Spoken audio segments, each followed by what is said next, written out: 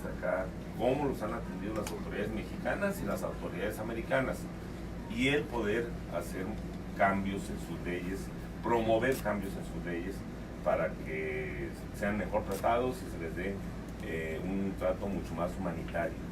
Entonces, Beto, pues son todos tuyos para, si quieres, sentarte y platicar. Sí, gracias, muchas gracias. Gracias. Quiero dar las gracias al presidente municipal de Ciudad Juárez por recibirnos y por sus esfuerzos para mejorar las condiciones aquí en la frontera. Y también quiero dar las gracias a ustedes por compartir su historia.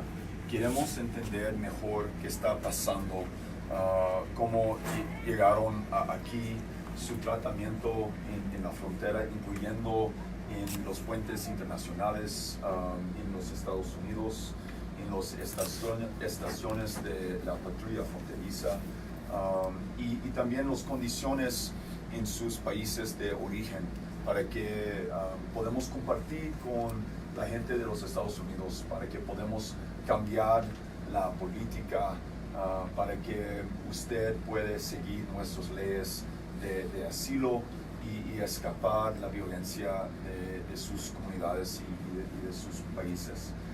Gracias y gracias por hacerlo tan temprano en este domingo. Es un honor estar aquí con ustedes. Señora, si quiere empezar, ¿de dónde eres y por qué? De Honduras. ¿Y cómo ven las condiciones en Honduras?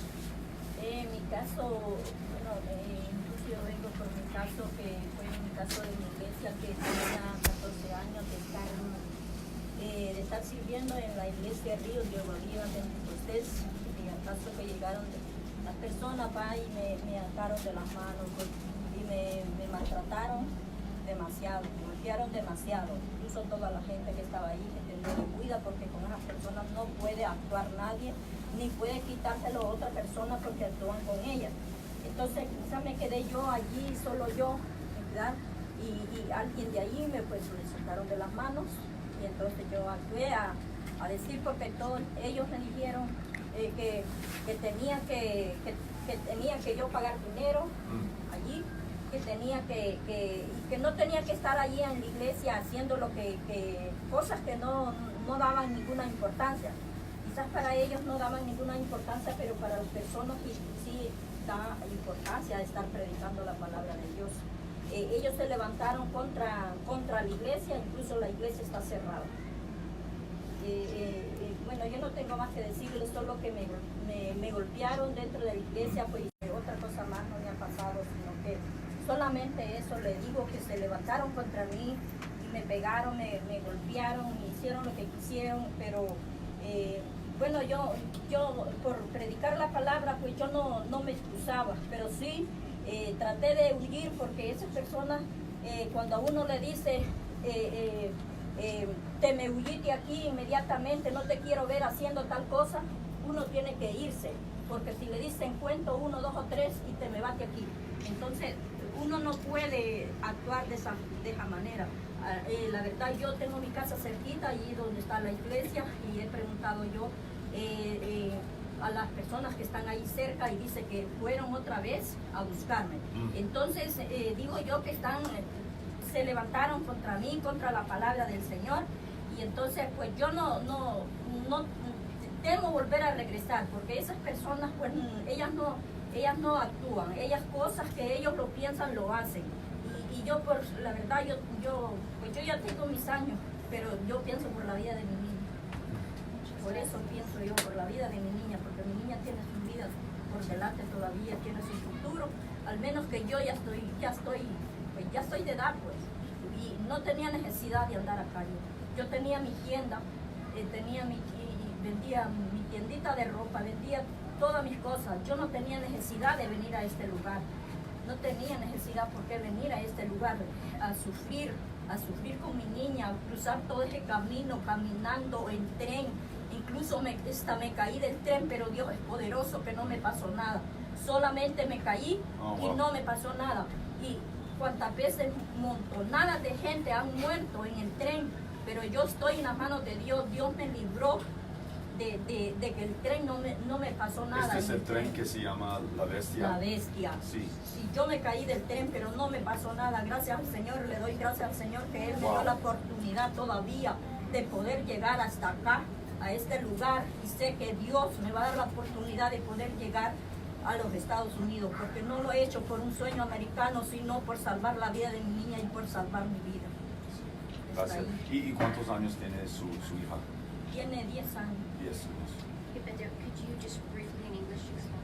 Yeah, and Stephanie, feel free to help me out, but talking about the violence that she faced back in Honduras, people who attempted to kidnap her, who are still out looking for her, threatening her and her 10-year-old daughter, the violence that she actually suffered at their hands, and then leaving Honduras and riding atop this train that we know of as the Beast or La Bestia.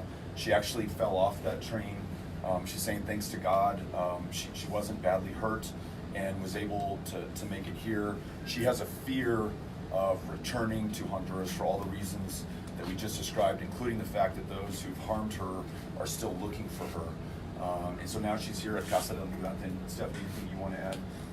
Sure. So I think another point that she really wanted to stress is she had her home near her church. That's right. She had a store and a business of her own, and she left out of necessity and did not want to, and decided to make that decision and that journey with her daughter for a better future. It's really important to get this point that no one wants to leave their hometown or their home country or their business or their family. They do it because they have to, and in her case, she's talking about the fear under which she was living that finally caused her to leave. Fear not primarily for herself, but for her daughter, which I find to be very powerful, and doing what any human would do under those same conditions. ¿Por cuánto tiempo estaba aquí en este albergue? Tengo tres meses ya, voy sobre 4 meses. She's been here almost 4 months. Y me pusieron la cita para 4 meses. ¿En cuál mes? El julio o agosto? 10 de septiembre me pusieron la cita. Wow, so she does not have her Ya court tenía 7 appointments meses de estar acá. until September. And just real quick background for everybody. This is a policy called the Migrant Protection Protocol, but it essentially forces these asylum seekers to stay in these shelters or on the streets of Ciudad Juarez for months at a time. In this case, it's going to be over half a year that she has waited to be able to get a court date, which does not guarantee her asylum or the ability to stay in the United States.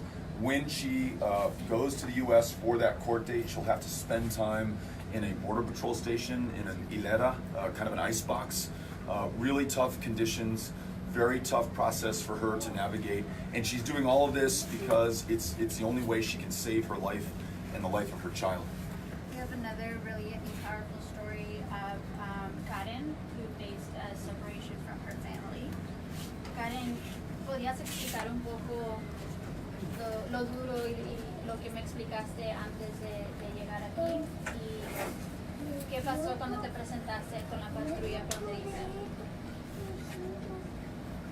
Nosotros nos presentamos juntos y al momento que llamaron a mi familia, no apareció en la fiesta. Y se le dijeron que yo no podía estar con ellos porque era mayor de edad. ¿Y con quién veniste? ¿Con tu familia? Con mis padres y mis hermanos. She came with her parents and with her siblings And was separated. and was separated. ¿Y qué fue la razón que te explicaron? Porque son mayor de edad. Because she is of age, so she was placed now in this program and her family was processed. ¿Cuántos años tiene usted? 19. Because she is 19 years old, she was unable. This was the excuse given by the U.S. border officials who met her family. She was unable to stay with her family and has been separated from them. ¿Y dónde está su familia en este momento? En Los Ángeles, California. Her family's now in Los Angeles, California. She's here in a shelter in Ciudad Juarez, Mexico. ¿Y de dónde eres? ¿Cuál país? De El Salvador. She's from El Salvador originally. ¿Y cuánto tiempo tiene usted aquí en este albergue? Llevamos So it's 3 months. 3 months, 3 meses. She's been here 3 months so far. ¿Y tiene una cita? Sí, ¿Cuál es la fecha? el 23 de junio. So she has a court date coming up in July. Y en esta cita quiere pedir que pueda reunir con su familia. Sí, porque incluso ya fui a la primera cita y me regresaron otra vez para otra cita que necesitaba un abogado. ¿Y ya tiene abogado? No. ¿Te guiaron o entre los gobiernos de Estados Unidos o México te han podido asistir en servicios legales? O sea, solo nos dieron unos números de teléfono para que nosotros hablemos a los abogados. Algunos no contestan el número y también a veces no tenemos dinero para pagar el abogado. She's been giving a list of phone numbers of resources, but often they don't answer, and she's now placed in a place in Juarez that she can't possibly connect with them. Cuando usted cruzó para la primera cita, ¿cómo fue la experiencia? ¿Tenía tiempo en una de las hileras de la frontera fronteriza? ¿Y por cuántas horas o días estaba usted allí? Cuando fui a visitar, estuvimos 3 días ahí. Fuimos a la corte y después nos llevaron a las hieleras. ¿Por 3 días? Por 3 días. ¿Antes o después de su cita? Después de la corte nos llevaron a las hieleras.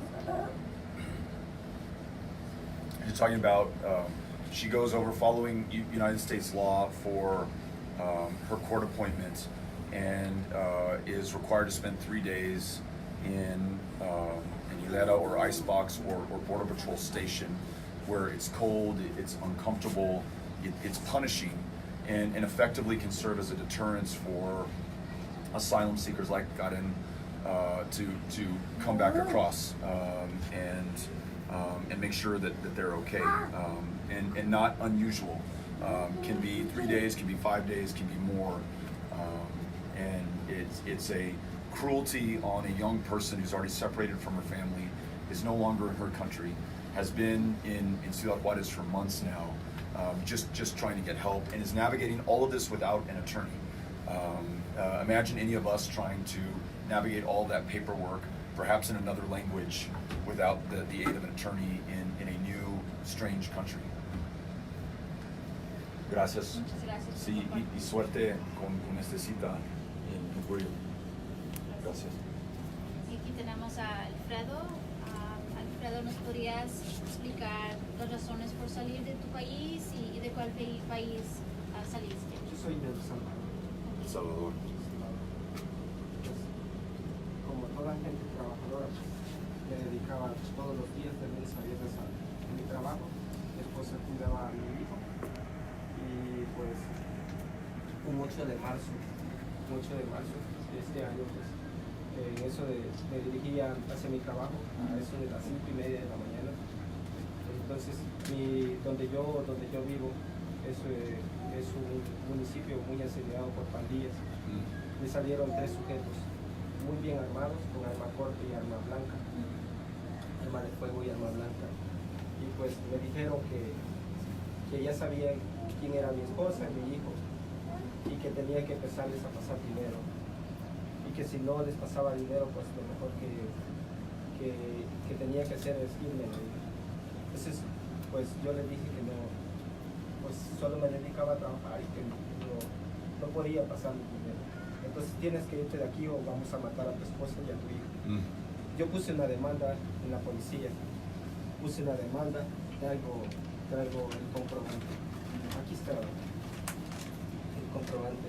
¿Y ayudaron Y la policía? La policía, los consejos que me dijo, tienes que irte, porque en mi país se están muriendo hasta los policías.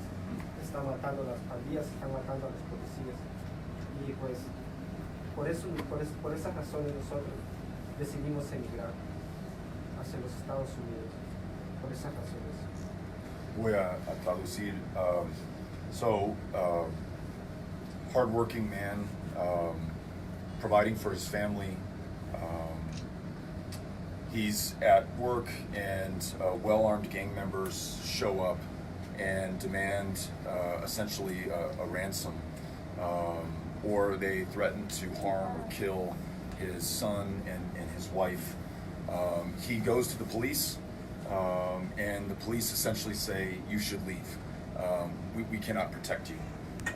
So I think that's really important for all of us to understand. Trying to do the right thing, trying to work and provide for himself and his family in his home country, reports this crime to the police, and the police themselves, those who are responsible for protecting him, tell him that he and his family have to leave. And they made the decision that I would make if I were in the same situation, to come here and seek safety for their family. ¿Cuándo llegaste aquí a Juárez y qué fue tu experiencia en presentarte con la patrulla fronteriza? Pues lo tratan algo raro a uno, pues nos encerraron por 3 días, ¿verdad? 3 días y pues sin ver el sol, nada. La verdad que es muy duro, pues creo que si no me hubiera sucedido esto no hubiera viajado.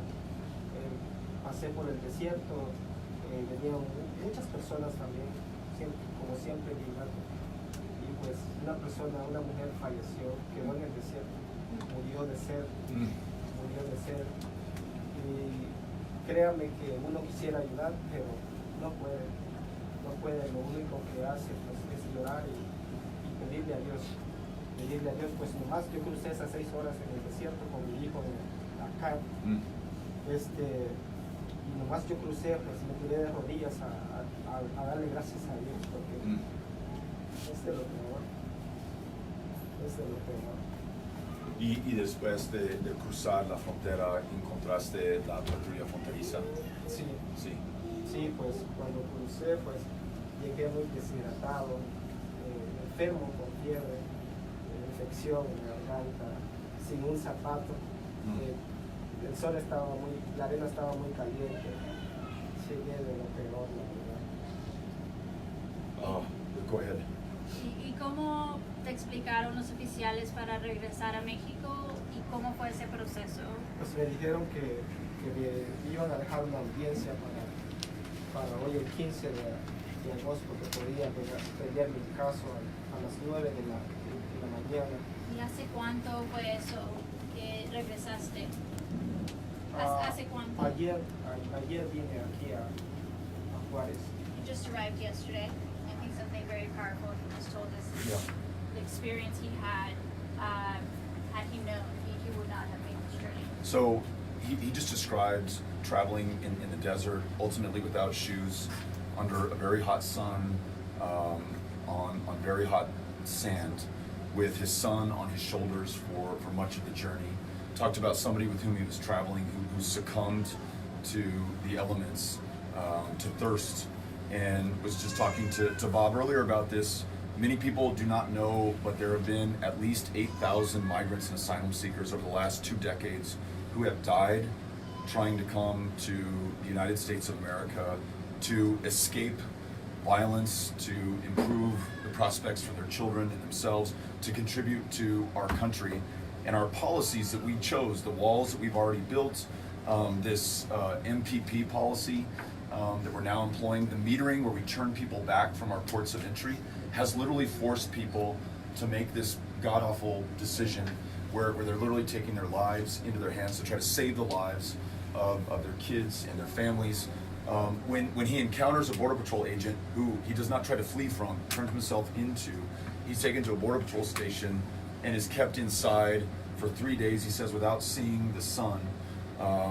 And I can only imagine going from that extreme heat to going to that extreme cold, and being locked up and just trying to do the right thing for your family. Now he's been here for a day so far. And ¿tiene usted una fecha por su cita en el corte? El 15 de agosto. So he's got a court date in the middle of August, which is just another step on his process. He goes back to that Border Patrol station to continue this process with no real understanding of what's going to happen next. Tiene abogado, does not have an attorney to navigate. He's navigating this on his own right now. Gracias por compartir. Y suerte con todo por su familia. Buenos días. Mi caso es de violencia doméstica. Yo entré acá un 3 de marzo, voy a cumplir 5 meses el 3 de julio de estar acá. Yo llegué, vine en autobús y del autobús para acá, yo me monté en un taxi y fui asaltada. Entonces me quitaron el teléfono y me quitaron el dinero. Entonces me sentía atormentada, no hallaba qué hacer. Entonces me preguntaban y me decían, corra, me decían. Y yo corría y yo veía que la gente también, o sea, caminando. Yo preguntaba y me dice él, preguntemos, sigamos, mami, sigamos. Y yo lloraba y decía, es que ya no puedo, no sé qué voy a hacer, hijo, le decía. Y yo pensaba en mi hija porque podía ser violada. Entonces pasar la noche, ¿cómo voy a hacer? Entonces yo corría y no sé cómo decían, tírate, ahí está el puente, tírate, me gritaban, ¿va? Y yo no, y yo me empecé a atormentar y es que no puedo, le dije no puedo. Y yo los agarré a los tres y los abracé y dijo, ¿qué vamos a hacer? Entonces me dijo él, mami, cálmate, Dios nos va a ayudar, me dijo. Entonces caminamos y vimos un puente grande y estaban unos policías ahí y entonces yo quería entrar así, porque yo pensé que solo se entraba y que ese se tenía que pagar para entrar. Entonces 5 pesos. Y yo le dije, no tenemos nada, y entonces ¿qué hacemos? Pidamos, me dijeron ellos, y pedimos dinero. Y entonces nos acercamos y les contamos y nos regalaron y pudimos echar los 5 pesos y empezamos a caminar con mis 3 hijos y a la mitad del puente estaban 2 oficiales color azul y les dije yo, me dijeron de tus papeles y le comenté yo, no cargo papeles, cargo actas de nacimiento originales de mis hijos y acta mía, pero pasaportes, me dijo, no cargo, le dije. Entonces, quédate acá, me dijo, te vamos a ayudar, te vamos a dar protección. Y yo, ay, gracias a Dios, dije, siquiera pudiera pasar esta noche para ver qué hago mañana. Entonces ellos me otorgaron que me viniera acá y que me iban a dar un número para que yo pudiera pasar legalmente como pidiendo un permiso a Estados Unidos. Entonces vine acá el 3 de marzo y me tocó el número 7923 24 25 26. Esperé 1 mes y 22 días para que pasara mi número. Y cuando pasó mi número, no había, cuando yo entré acá, que yo me podía haber tirado, no estaba la ley todavía activa porque eso fue el 28 de enero, pero no lo tenían así, que no retornaban la gente. Yo hubiera pasado si me hubiera tirado, pero yo no lo quise hacer. Yo quise esperar y hacer las cosas mejor de una manera, porque yo tenía mucho miedo, y más si me regresaban y yo quedar presa, no sabía cómo actuar. Entonces, ahorita que fui a mi cita, porque yo ya fui con el oficial, y a la entrevista y me dejó cita para 1 mes y medio. Entonces volví a regresar acá y gracias a Dios me recibieron. Ahorita volví a ir a corte, ya corté con el juez y me volvió a dejar cita para el 1 de agosto. Entonces yo tengo mucho miedo porque la verdad yo sí no puedo regresar a Guatemala, pero a la vez yo no sé cómo actuar, estoy bien frustrada y tengo mucho miedo porque mis hijos y yo corremos mucho peligro. Yo le puse una denuncia a mi esposo porque él me agredía mucho. Entonces yo a las citas con él, antes de que yo me presentara, él me amenazó que si yo me presentaba a la cita, que sí me iba a matar. Y sí me va a matar porque de lo que yo traigo de él.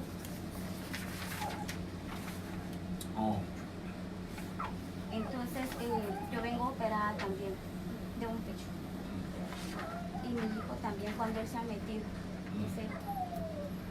Entonces él dijo que sus hijos no eran sus hijos, que los odiaba por haber viajado, porque él nunca nos iba a otorgar el permiso para poder salir del país. Entonces yo tengo mucho miedo y como se lo dije a los niños, no sé qué vamos a hacer. Yo empecé a hablar, yo venía muy mal, pero Dios me ha ayudado mucho. Yo soy católica y tengo fe. Y si no puedo pasar, que Dios haga un milagro en mi vida, que se arregle mi problema. He ido con psicólogos, he hablado con personas muy importantes en mi vida que han restaurado mi corazón.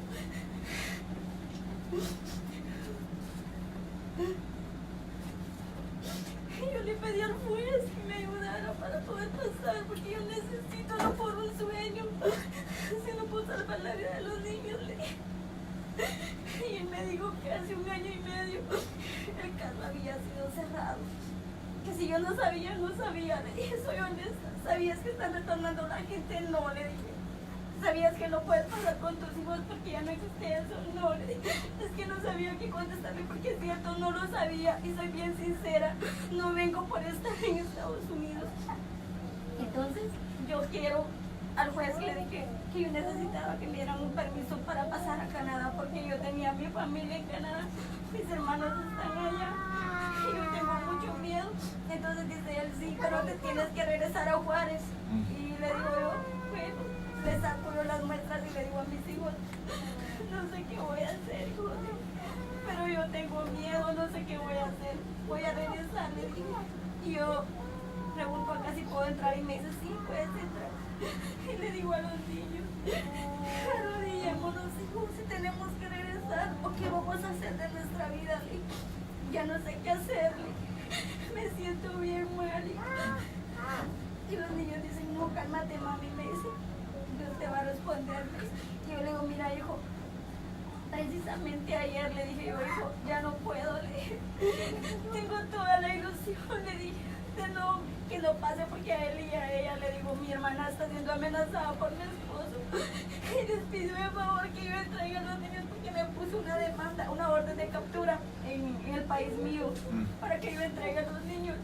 Y yo le dije a ellos ayer que yo iba a hacer un préstamo para presentarme con un abogado para que nos enfrentemos con la ley, porque él le dijo a los niños de que no quería saber de ellos dos, a él lo perdonaba, le dijo porque era el menor, pero que ellos no eran sus hijos porque tenían conocimiento de lo que habían hecho conmigo y que iban a llorar lágrimas de sangre, le dijo, que iban a llorar lágrimas de sangre porque él les iba a quitar lo primordial que era yo, le digo.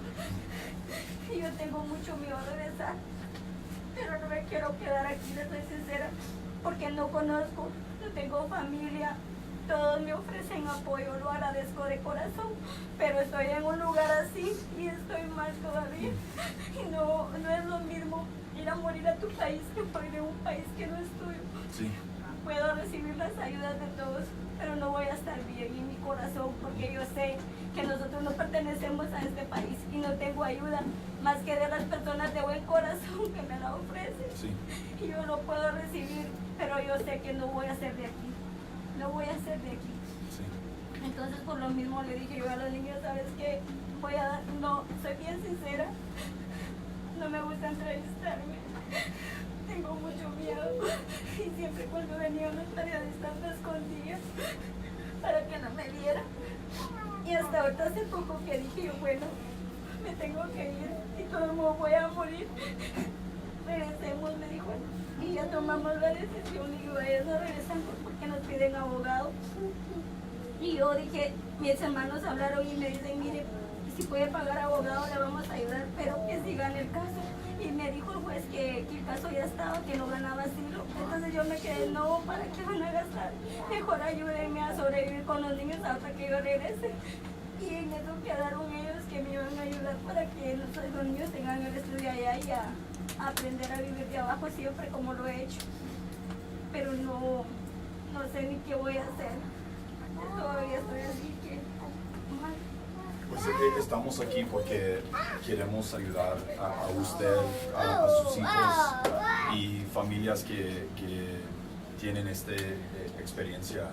Queremos cambiar la ley en los Estados Unidos para que usted pueda pedir asilo y quedar en los Estados Unidos cuando está en el proceso de los cortes y para que no necesita regresar a Guatemala y a su esposo, que es posible va a quitar su vida y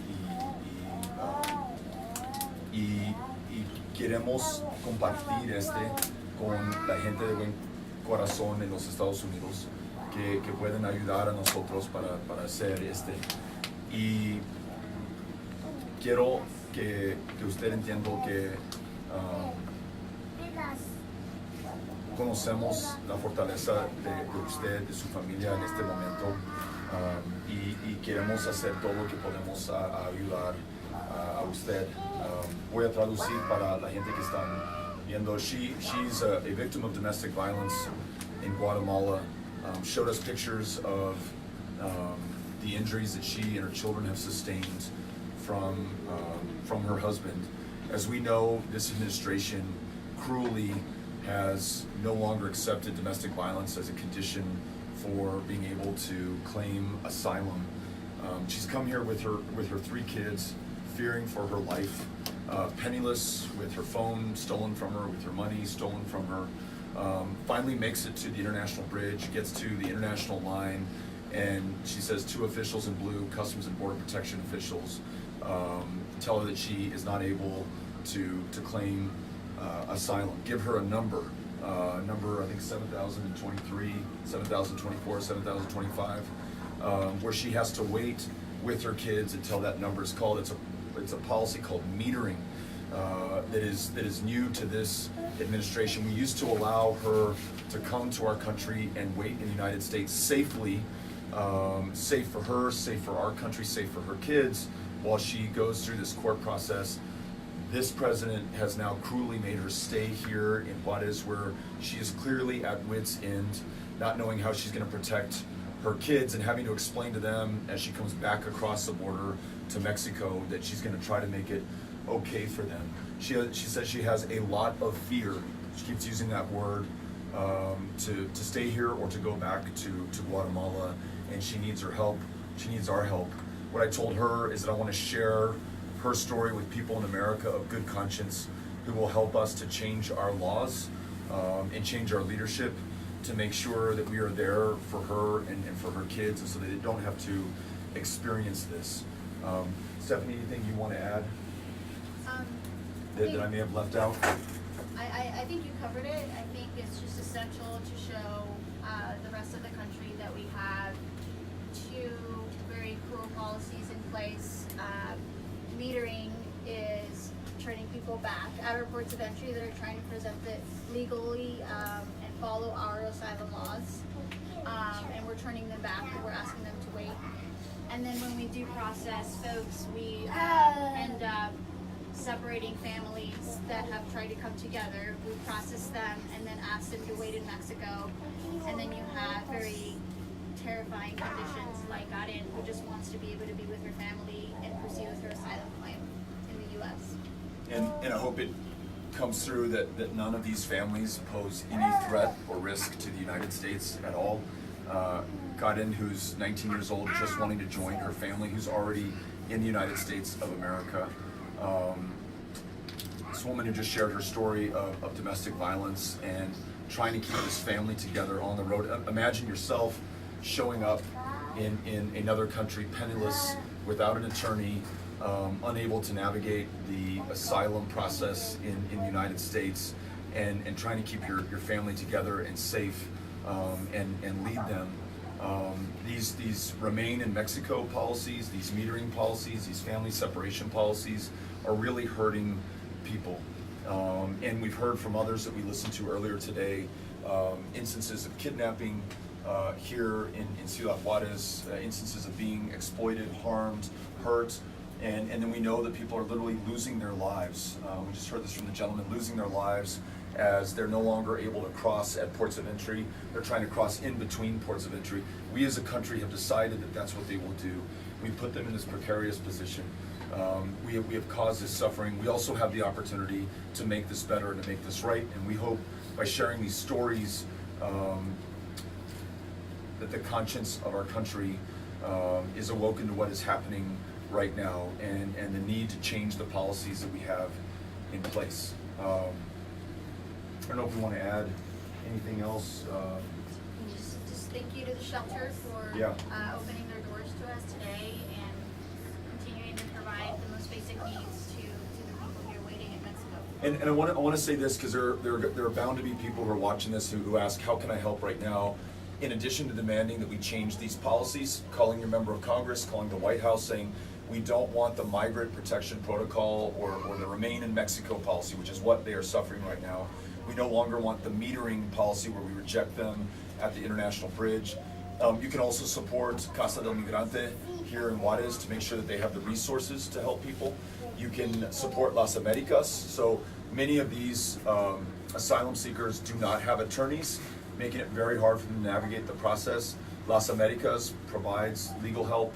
Annunciation House, which provides shelter and care on the U.S. side of the border. Anyone else that you want to make sure that we mention? The Diocese of Migrant and Refugee Services provides legal services for the unaccompanied minors. Yeah.